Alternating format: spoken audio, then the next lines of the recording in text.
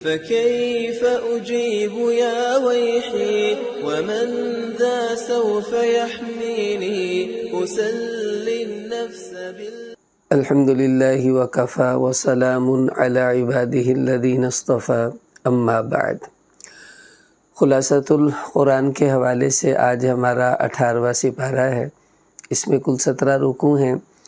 اور پہلا جو رکوع ہے وہ سورہ مؤمنون یہاں پر شروع ہو رہی ہے، قد افلح المؤمنون۔ چونکہ اس کی پہلی آیت میں ہی یہ لفظ ہے، اسی مناسبت سے اس کا نام سورہ مؤمنون رکھ دیا گیا۔ تو اس بارے کا یہ پہلا رکوع ہے۔ اس میں اللہ تعالیٰ نے ابتدا میں ایمان والوں کی فلاح کا وعدہ کیا کہ وہ دنیا آخرت میں کامیاب ہوں گے۔ پھر ان کی صفات بتائیں کہ یہ ایمان والے کون ہیں، کہ ان کی نمازوں میں خشوع ہے، یہ بری باتوں سے منہ موڑتے ہیں، زکوٰۃ دیتے ہیں، شرمگاہوں کی حفاظت کرتے ہیں، اپنی بیوی اور باندیوں کے علاوہ اور کسی طریقے سے اپنی شہوت کو پورا نہیں کرتے۔ اور اس میں یہ بھی ہے فَمَنِ ابْتَغَىٰ وَرَاءَ ذَٰلِكَ فَأُولَٰئِكَ هُمُ الْعَادُونَ، کہ بیوی اور باندی، اب تو باندیاں بھی نہیں ہیں تو صرف بیوی ہے، تو اس کے علاوہ کسی بھی طریقے سے شہوت کو پورے کرے گا تو وہ حد سے بڑھنے والا ہے۔ تو اس سے پتہ چلا کہ جو لوگ بیچارے متاع کے جواز کے قائل ہیں کہ متاع بھی جائز ہے، تو یہ آیت صاف ان کی تردید کر رہی ہے کہ متاع جس سے ہوتا ہے وہ بیوی نہیں ہوتی، تو وہ تو حد سے بڑھنے والا ہے، اور یہی وہ چیز ہے جو اللہ کی نافرمانی کی طرف انسان کو لے جاتی ہے۔ آگے پھر اسی رکوع میں اللہ تعالیٰ نے یہ بتایا کہ یہ سب ایمان والے تو یہ وہ ہیں اولئک هم الوارثون، جو جنت کے وارث بن جائیں گے۔ پھر انسان کی پیدائش کو اللہ تعالیٰ نے بتایا کہ اس کو ہم نے ابتدا میں یہ نطفہ تھا، پھر گوشت کا لوتھڑا بنا، پھر اس کے اوپر ہم نے ہڈیاں چڑھائیں اور اس کے بعد اس پر گوشت چڑھ گیا۔ تو یہ فرمایا فتبارک اللہ احسن الخالقین، کہ کتنا برکت والا ہے وہ اللہ جو اتنی بہترین صورت میں پیدا کرنے والا ہے۔ اس کے بعد اللہ تعالیٰ نے درختوں کے بارے میں اپنی کچھ قدرت کو بتایا کہ خاص طور پر جو زیتون کا درخت ہے کہ یہ کیسے ہم نے اس کو اگایا اور اس میں کتنے منافع رکھے، اور جانوروں کے فوائد بتلائے کہ اس پر تم سواری کرتے ہو، ان کا گوشت کھاتے ہو، ان کا دودھ پیتے ہو، یہ سب اللہ کی قدرت ہے۔ آگے رکوع نمبر 2 میں اللہ تعالیٰ نے نوح علیہ السلام کی قوم کا قصہ بیان فرمایا۔ انہوں نے دعوت دی، قوم نے انکار کیا، پھر نوح علیہ السلام کو حکم ملا کہ کشتی بنائے، انہوں نے کشتی بنا لی، اور پھر ماننے والے کشتی میں بیٹھ کر بچ گئے، باقی سب کو اللہ پاک نے ہلاک کر دیا۔ یہ پورا قصہ اس رکوع میں بیان فرمایا۔ آگے رکوع نمبر 3 میں منکرین قیامت کے کچھ احوال کو ذکر کیا کہ وہ لوگ جو آخرت کا انکار کرنے والے تھے وہ یہ کہتے تھے کہ ما ھذا الا بشر مثلکم، کہ یہ نبی تو تم جیسا ہی ہے، کھاتا ہے جیسے تم کھاتے ہو، ویشرب مما تشربون، تمہاری طرح پیتا بھی ہے، اب ایسے بندے کی بات مانو گے تو نقصان اٹھا جاؤ گے۔ اور یہ کہتے تھے، یہ کہتا ہے کہ اذا متم وکنتم ترابا وعظاما، کہ جب تم مر جاؤ گے، مٹی ہو جاؤ گے، ہڈی ہو جاؤ گے، پھر زندہ ہوگے، ہیہات لما توعدون، ارے یہ تو بہت عقل سے دور کی بات ہے۔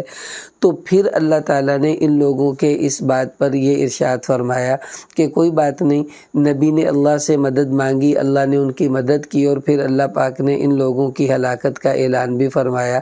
اور پھر یہ فرمایا ثم ارسلنا رسولنا تترا، کہ لگاتار ہم نے رسول بھیجے، مطلب یہ کہ رسولوں کا سلسلہ لگاتار جاری رہا ایسے لوگوں کو سمجھانے کے لیے۔ آگے موسیٰ علیہ السلام کا کچھ تذکرہ ہے جو فرعون سے ان کا مکالمہ ہوا، اور وہ بھی یہی کہنے لگے، فرعون والے بھی، کہ ہم اپنے ہی جیسے 2 آدمیوں کی بات مانیں، یعنی موسیٰ اور ہارون علیہ السلام کی۔ تو پھر اس رکوع کے آخر میں اللہ تعالیٰ نے مریم اور عیسیٰ علیہ السلام کا ذکر فرمایا کہ آویناہما الی ربوہ، کہ ہم نے ان کو ایک بلند جگہ پر ٹھکانہ دیا تھا جو رہنے کے لیے بہترین جگہ تھی، وہاں پانی بھی تھا۔ تو یہ ربوہ وہ جگہ ہے جہاں عیسیٰ علیہ السلام کی پیدائش ہوئی تھی، اور وہاں مریم کچھ دیر رہیں، تو اس کو اللہ تعالیٰ نے یہاں بیان فرمایا۔ قادیانی جس وقت پاکستان بنا تو یہ بدبخت لوگ وہاں سے جب پاکستان شفٹ ہوئے تو یہاں انہوں نے چنیوٹ ایک علاقہ ہے سرگودا کے قریب، تو وہاں ایک جگہ کو اپنا ٹھکانہ بنایا اور اس کا نام انہوں نے ربوہ رکھ دیا، اور یہ جھوٹا دعویٰ کیا کہ دیکھو ہمارے شہر کا نام تو قرآن میں بھی ہے ربوہ، حالانکہ یہ ربوہ تو بھائی کہاں پر آباد ہے، تم کہاں بھٹک رہے ہو۔ تو اس وجہ سے جیسے ان کے جھوٹے نبی کی نبوت خود ایک دھوکہ دھوکہ ہے، اسی طرح یہ بھی انہوں نے جو ایک لوگوں کو دھوکہ دینے کے لیے شہر کا نام ربہ رکھ لیا۔ آگے رکوع نمبر 4 ہے، اس میں اللہ تعالیٰ نے یا ایھا الرسل نبیوں کو ترغیب دی کہ تم پاکیزہ رزق کھاؤ اور نیک اعمال کرو۔ پتہ چلا جو پاک کھائے گا وہی نیک اعمال کر پائے گا۔ پھر اس رکوع میں ایمان والوں کی صفات بتائی کہ وہ اپنے رب سے ڈرتے ہیں، آیتوں پر ایمان لاتے ہیں، شرک نہیں کرتے، اور جو حق اللہ کا ہے مال کا وہ ادا کرتے ہیں، نیک کاموں میں جلدی کرتے ہیں، وغیرہ وغیرہ۔ پھر آگے یہ فرمایا کہ اللہ تعالیٰ جب پکڑتے ہیں بڑے بڑے لوگوں کو، اصل میں مشرکین مکہ پر حضور علیہ الصلوۃ والسلام نے جب انہوں نے حضور کو تنگ کیا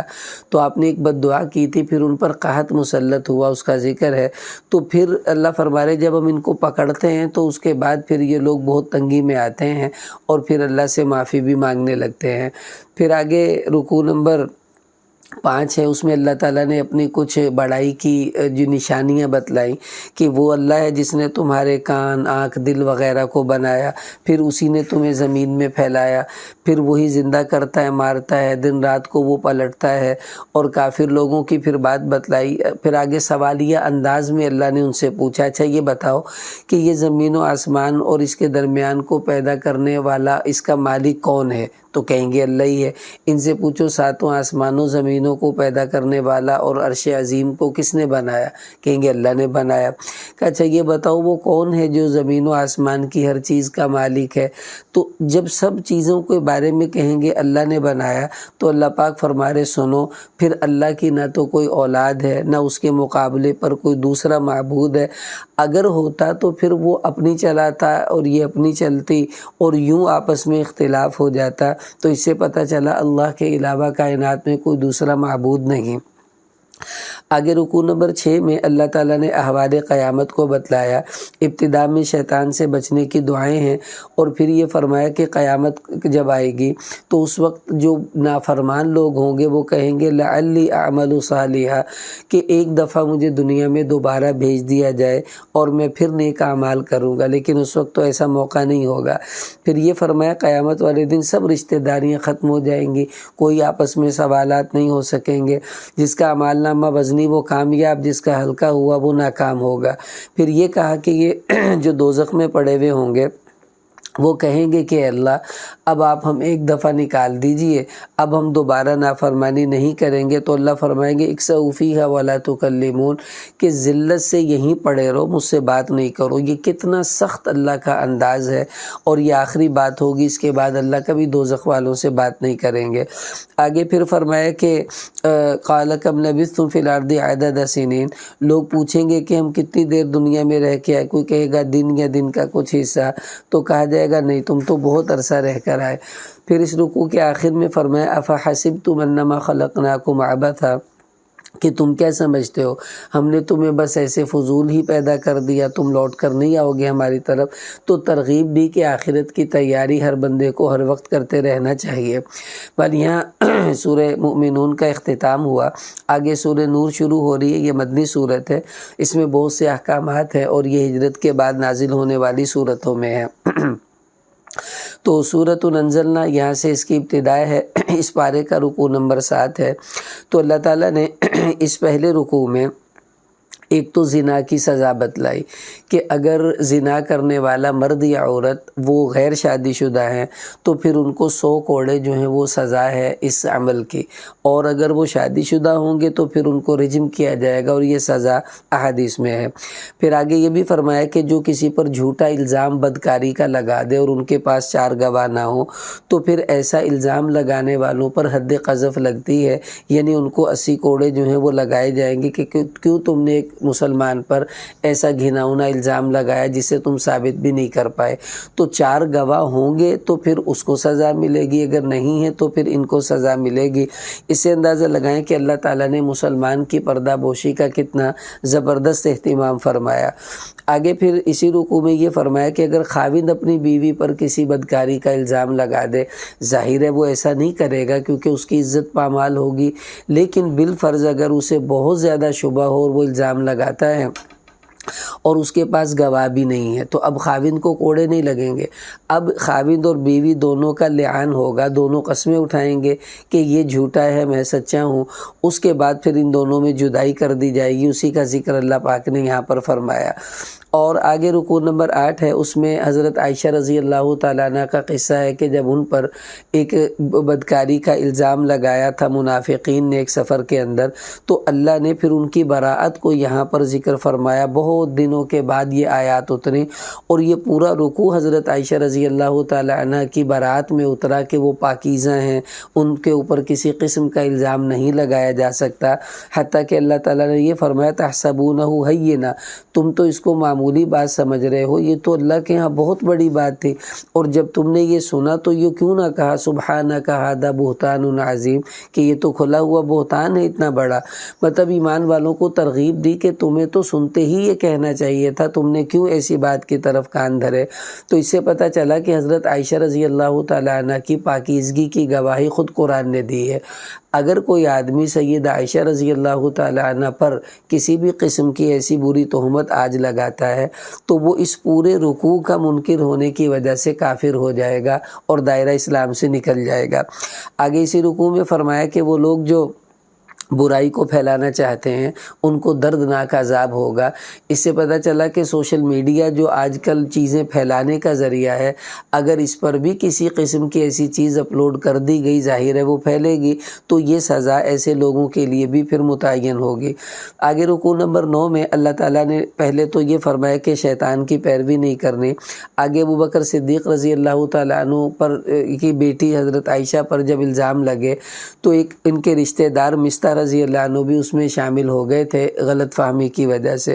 تو ابوبکر صدیق ان کا گھر کا خرچہ اٹھاتے تھے، انہوں نے کہا میں ان کا خرچہ بند کروں گا، تو اللہ نے پھر یہ آیات اتاری کہ اولو الفضل، حضرت ابوبکر صدیق کے مال کو فضیلت والا اللہ پاک نے فرمایا اور کہا کہ نہیں تمہیں ایسے لوگوں پر خرچ کرنا چاہیے کیونکہ تم اللہ کے لیے کرتے تھے۔ پھر یہ بھی فرمایا کہ الخبیثات للخبیثین، کہ یہ اللہ نے قانون بتلایا کہ برے مرد بری عورتوں کے لیے، بری عورتیں برے مردوں کے لیے، اور پاکیزہ مرد پاکیزہ عورتوں کے لیے، پاکیزہ عورتیں پاکیزہ مردوں کے لیے۔ ایک بات سمجھ لیجیے، یہ کوئی قانون نہیں ہے کہ ایسا ہی ہوگا، بلکہ یہ ایک رغبت بتائی ہے کہ نیک لوگ نیک عورتوں ہی کو پسند کرتے ہیں اور برے لوگ بری عورتوں کو پسند کرتے ہیں۔ اب ظاہر ہے ایک آدمی فلم سٹار ہے، وہ کسی نیک صالحہ عورت سے شادی نہیں کرے گا، اور کوئی عورت فلم سٹار ہے تو وہ کسی مولوی مفتی کو نہیں بلکہ وہ کسی فلم سٹار ہی سے شادی کرے گی۔ کیوں؟ جیسی اس کی اپنی آزاد طبیعت ہے، وہ اپنا آزاد خاوند ہی تلاش کرتی ہے، اور نیک عورت نیک آدمی کو تلاش کرتی ہے۔ تو یہ رغبت بتائی گئی ہے، کوئی قانون اور کلیہ نہیں ہے کہ ایسے ہی ہوگا، کیونکہ اس کے الٹ بھی بعض اوقات ہوتا ہے تو پھر دھوکہ لگ جاتا ہے۔ آگے رکوع نمبر 10 میں اللہ تعالیٰ نے ابتدا میں تو اجازت کا قانون بتایا کہ جب کسی کے گھر میں جاؤ تو پہلے اجازت لو پھر ان کو سلام کرو، ہاں اگر گھر میں کوئی نہیں ہے تو پھر الگ بات ہے۔ اور یہ بھی فرمایا قل للمؤمنین، کہ ایمان والے مردوں سے کہو نظریں جھکائیں، پھر آگے کا عورتوں سے بھی کہو نظریں جھکائیں۔ اس سے پتہ چلا نظر کی حفاظت مرد و عورت دونوں کی ذمہ داری ہے، بہرحال مردوں کی زیادہ ہے۔ پھر آگے عورتوں کو یہ فرمایا کہ جو ایمان والی عورتیں ہیں وہ اپنے آپ کو پردے میں چھپا کر رکھیں۔ ہاں چند لوگ ہیں جن سے عورت کا پردہ نہیں ہے، اللہ نے وہ بتا دیا کہ وہ اپنے خاوند کے سامنے یعنی بغیر پردے کے آ سکتی ہیں، اپنے والدین کے سامنے، اپنے سسر کے سامنے، اپنی اولاد کے سامنے، خاوند کی کوئی اولاد ہے وہ، اسی طرح اپنے بھائی ہیں، اپنے بھتیجے ہیں، اپنے بھانجے ہیں، اور گھر میں غلام ہیں یا وہ چھوٹے بچے جو بالکل ناسمجھ ہیں، یا وہ خواتین جو عام مسلمان عورتیں ہیں، ان کے سامنے بغیر پردے کے آ جائے تو حرج نہیں، باقی سب غیر محرم ہیں، ان کے سامنے عورت کو پردہ کرنا ہوگا۔ تو اس سے پتہ چلا کہ یہی آیات ہیں جو عورت کے پردے کے بارے میں اتری ہیں، اور اس میں چہرے کا نقاب خود بخود آ جائے گا، کیونکہ کپڑے تو عورت نے ویسے ہی پہنے ہوتے ہیں، پھر پردہ کس چیز کا ہوتا ہے جو لوگوں کے سامنے آنے کے لیے اتنی اہتمام کیا جا رہا ہے کہ چھپ کر آؤ اور ان کے سامنے آ سکتی ہو، وہ چہرہ بھی شامل ہے۔ آگے پھر یہ بھی کہا وَلَا يَضْرِبْنَ بِأَرْجُلِهِنَّ، کہ عورتوں کو اپنے پاؤں کے زیور کو ایسا نہیں پہننا چاہیے کہ جس سے چھن چھن کی آواز پیدا ہو، یہ بھی بے پردگی کا سبب بنے گی۔ پھر آگے اسی رکوع میں اللہ تعالیٰ نے یہ فرمایا کہ جو باندیاں ہیں یا عورتیں ہیں ان کو آگے نکاح کرنے سے روکو نہیں، بلکہ ان کو نکاح کرنے دو، مطلب یہ کہ یہ پابندی لگانا کسی کے اختیار میں نہیں ہے۔ آگے پھر رکوع نمبر 11 میں اللہ تعالیٰ نے اپنے نور سے مثال دی اپنی ذات کو کہ اللہ نور السماوات والارض، کہ اللہ زمین و آسمان کا نور ہے، یعنی زمین و آسمان کو روشن کرنے والی ذات اللہ جل جلالہ کی ہے۔ اور یہ چونکہ متشابہات میں سے ہے، اس لیے علماء فرماتے ہیں بس اس کو سمجھنے میں زیادہ دقیق باریکیوں کی ضرورت نہیں ہے، بس موٹی بات یہی ہے کہ اللہ زمین و آسمان کو روشن کرنے والے ہیں اور وہ خود نور ہیں، اور نور کو سمجھنا ہمارے لیے ممکن نہیں ہے، تو بس اس پر ایمان لانا ہی کافی ہوگا۔ آگے پھر اسی رکوع میں اللہ نے یہ بھی فرمایا فی بیوت اذن اللہ ان ترفع، کہ جو اللہ کے گھر مسجدیں ہیں ان کی تعظیم ہونی چاہیے۔ تو اس سے پتہ چلا مسجد کی تعظیم کا مطلب آداب بھی ہوں، اور اسی میں مسجد کو اچھے سے اچھا بنانا۔ علماء فرماتے جس علاقے کے جیسے گھر ہوں وہاں کی مسجد ویسی ہونی چاہیے۔ اب اگر بحریہ ٹاؤن میں کیسے بہترین مکان ہے تو بھائی ان کی مسجد بھی ویسی ہونی چاہیے، اور کوئی کچی آبادی ہے، کچے مکانات ہیں تو ان کی مسجد بھی کچی ہو تو حرج نہیں۔ تو مطلب یہ کہ ایسا نہ ہو کہ ہمارے مکان تو اچھے اور ہماری مسجدیں بالکل کمتر درجے کی نظر آئیں۔ تو یہ ترغیب دی گئی کہ اللہ کے گھروں کی تعظیم ہے کہ ان کو اچھے سے اچھا بنایا جائے۔ پھر یہ بھی فرمایا کہ ایمان والوں کی صفات بتائی کہ ان کو تجارت، خریدنا بیچنا اللہ کے ذکر سے غافل نہیں کرتا۔ پھر اسی رکوع میں کافروں کے اعمال کی مثال سراب سے دی، جیسے دور سڑک پر ہم دیکھیں نا پانی وانی نظر آتا ہے، قریب جائیں تو پانی ہوتا ہی نہیں۔ کہ کافر کو بھی اپنی نیکیوں کے وجہ سے یوں لگتا ہے کہ میں جنت میں چلا جاؤں گا، لیکن چونکہ ایمان نہیں ہے جب وہ قریب جاتا ہے تو جنت سے بالکل دور ہو جائے گا۔ آگے رکوع نمبر 12 میں اللہ پاک نے ابتدا میں یہ فرمایا کہ